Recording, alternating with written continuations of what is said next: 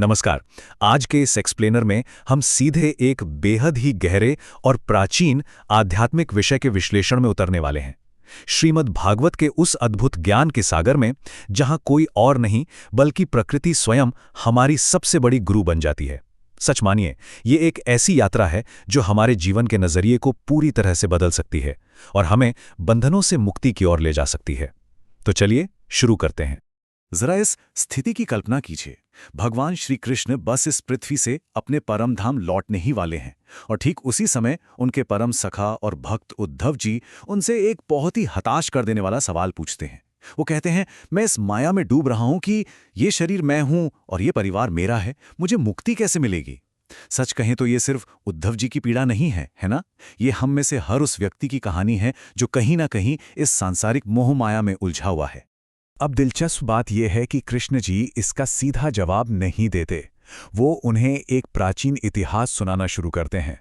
वो बताते हैं कि कैसे महान राजा यदु का संवाद परम तेजस्वी भगवान दत्तात्रेय जी से हुआ था। इस तरह से कृष्ण जी हमें इस प्राचीन कथा की गहराई और उसकी प्रामाणिकता से सीधा जोड़ देते हैं। तो राजा यदु ने आखिर ऐसा क्या देख लिया था जिसने उन्हें इतना हैरान कर दिया? दरअसल उन्होंने ऋषि दत्तात्रेय को देखा, एकदम युवा, हष्टपुष्ट और अविश्वसनीय रूप से आनंदित। राजा यदु चकित रह गए कि आप कोई सांसारिक कर्म नहीं करते, कुछ कमाते नहीं, फिर भी इतने तेजस्वान और खुश कैसे हैं? जहां दुनिया भर के लोग इच्छाओं और लालच की आग में जल रहे हैं, आप बिल्कुल एक मुक्त पुरुष की तरह कैसे जी रहे हैं? और दत्तात्रेय जी ने जो जवाब दिया वो सच में हैरान कर देने वाला था। उनका ये ज्ञान किसी एक इंसान या किसी बड़ी संस्था से नहीं आया था। उन्होंने बताया कि उनके एक दो नहीं, पूरे 24 गुरु हैं और सबसे बड़ी बात, ये सभी गुरु उन्होंने सीधे प्रकृति से ही अपनाए थे। लिस्ट देखिए जरा, ये गुरु सच में कितने अद्भुत हैं। पृथ्वी, पर्वत, हवा, आकाश, जल, अग्नि और यहां तक कि एक कबूतर भी। ये बात शानदार तरीके से दर्शाती है कि दत्तात्रेय जी के देखने और सीखने का नजरिया कितना विशाल था। उन्हें ज्ञान के लिए कहीं भटकना नहीं पड़ा। उनके आसपास की प्रकृति ही उनकी पाठशाला बन गई। चलिए इनमें से कुछ सबसे कमाल के गुरुओं की शिक्षाओं को जरा करीब से समझते हैं। पहला भाग, धैर्य और परोपकार की सीख पृथ्वी, पर्वत और वृक्षों से। हम धरती पर न जाने क्या क्या करते हैं, चोट पहुंचाते हैं, पहाड़ों पर भयंकर तूफान और ओले गिरते हैं, लेकिन क्या वो कभी पलटकर जवाब देते हैं? बिल्कुल नहीं। वो चुपचाप सब सह लेते हैं। एक साधक के लिए धैर्य की इससे बड़ी सीख क्या हो सकती है? वहीं दूसरी ओर एक पेड़ को देखिए।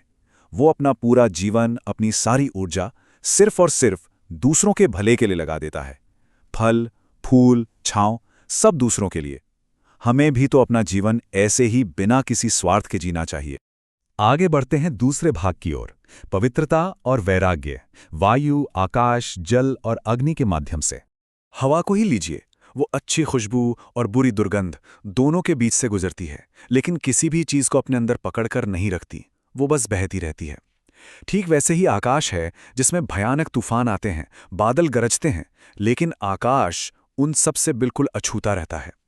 जीवन का सार भी तो यही है। हमें अच्छे या बुरे माहौल के बीच से हवा की तरह निर्विकार गुजरना है और जीवन के तूफानों में आकाश की तरह एकदम शांत रहना है। पानी की तो बात ही अलग है। वो बस अपने स्पर्श मात्र से चीजों को पवित्र कर देता है। एक साधक की उपस्थिति भी ऐसी ही मधुर और शुद्ध होनी चाहिए कि बस उसके पास बैठने से ही लोगों के दुख दूर हो जाएं। और अग्नि, आप आग में कुछ भी डालिए, वो सब भस्म कर देती है, लेकिन खुद कभी अपवित्र नहीं होती। ठीक इसी तरह हमारा मन इतना एकाग्र और तपा हुआ होना चाहिए कि वो हर सांसारिक अनुभव को पचा ले, लेकिन कभी मैला न हो। तीसरा भाग हमें समझाता है आत्मा का गहरा ज्ञान, सूर्य और चंद्रमा के जरिए। हम सब कहते हैं ना कि आज चांद आधा है, कल पूरा होगा, पर क्या सच में चंद्रमा का आकार कभी घटता बढ़ता है? नहीं, चंद्रमा हमेशा अपनी जगह पूर्ण रहता है। ये कलाएं तो बस एक दृष्टि का भ्रम है। ये इस बात का बहुत ही सटीक प्रतीक है कि जन्म, बुढ़ापा और मृत्यु जैसी अवस्थाएं केवल इस बाहरी शरीर की हैं। हमारे भीतर बैठी आत्मा उस चंद्रमा की तरह हमेशा पूर्ण और अपरिवर्तित रहती है। सूर्य का ये उदाहरण तो अज्ञानता के जाले पूरी तरह साफ कर देता है। आसमान में एक ही सूर्य है, लेकिन अगर आप पानी से भरे 1000 घड़े रख दें तो आपको 1000 सूरज दिखाई देंगे। जिनकी बुद्धि मोटी है वो सोचेंगे कि हर घड़े में एक अलग सूरज है, लेकिन समझदार जानता है कि आत्मा एक ही है जो इन अलग अलग शरीरों रूपी घड़ों में प्रतिबिंबित हो रही है। घड़े टूट जाएंगे पर आत्मा का सूर्य हमेशा चमकता रहेगा। अब आते हैं चौथे भाग पर, अत्यधिक मोह का जाल। और इसे समझने के लिए सुनते हैं दत्तात्रेय जी द्वारा बताई गई एक कबूतर की कहानी। एक घने जंगल में एक कबूतर रहता था, जिसकी पूरी दुनिया उसकी साथी कबूतरी थी। उन दोनों के बीच इतना गहरा और अंधा मोह था कि उन्होंने अपनी आंखें, अपना दिल और यहाँ तक कि अपने सोचने समझने की शक्ति भी पूरी तरह से एक दूसरे को सौंप दी थी। उनका पूरा वजूद बस उस एक घोंसले में सिमट गया था। और फिर उनके प्यारे प्यारे कोमल पंखों वाले बच्चे हुए। माता पिता उन बच्चों की मीठी आवाज़ों में इस कदर खो गए, उनके लालन पालन में इतने मग्न हो गए कि वो संसार का सबसे कठोर सच ही भूल गए। वो भूल गए कि इस दुनिया में जो आया है वो एक दिन जाएगा भी। उन्हें लगा कि उनका ये छोटा सा स्वर्ग हमेशा ऐसा ही रहेगा। पर समय का चक्र किसी के लिए नहीं रुकता। एक दिन जब वो दोनों भोजन की तलाश में निकले थे, पीछे से एक बहेलिये ने जाल बिछा दिया। जब वो लौटे तो जो नज़ारा उन्होंने देखा उसने उनकी दुनिया उजाड़ दी। उनके प्राणों से प्यारे बच्चे जाल में फंसे बेबस तड़प रहे थे। उनका वो खूबसूरत सा भ्रम एक ही झटके में चकनाचूर हो गया। एक माँ के लिए ये देखना कितना भयानक होगा। जरा सोचिए, मातृत्व के दुख और मोह में अंधी होकर कबूतरी अपना आपा खो बैठी।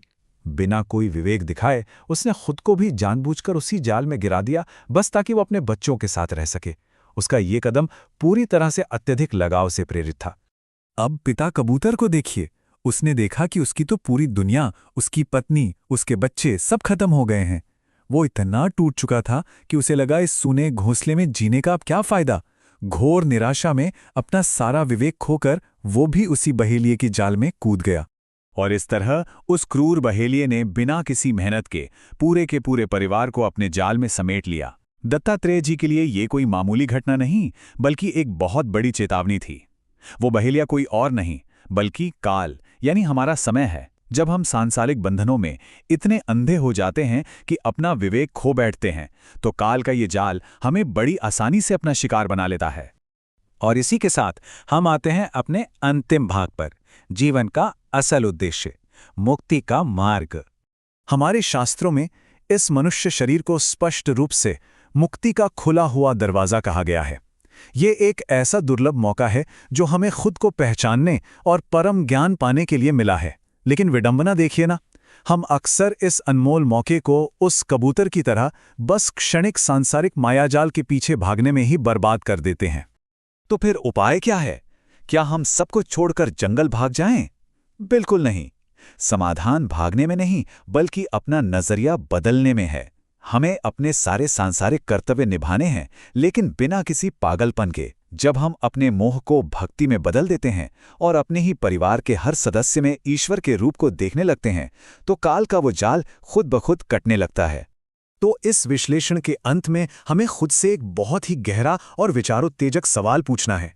जिन सांसारिक रिश्तों को हम इतनी मजबूती से पकड़े हुए हैं, क्या वे हमें हमारी परम मुक्ति की ओर ले जाने वाली सीढ़ियां बन रहे हैं, या फिर वे सिर्फ उस बहेलिये का जाल है जो हमें जकड़ रहा है? सोचिएगा जरूर।